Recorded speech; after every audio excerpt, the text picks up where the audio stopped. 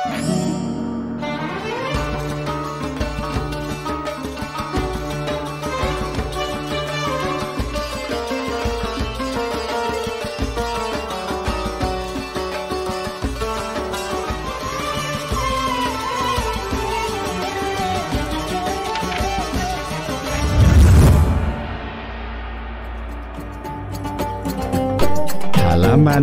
12.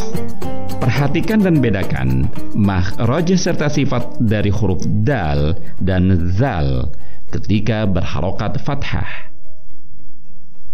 Daza, da'aza, khodaza, ahadda, jahaza, khotada, sa'aza, jahakho, zabaha, hadatha, akhodha, da'aza, khodaza, abatasa, jaha, khodaza.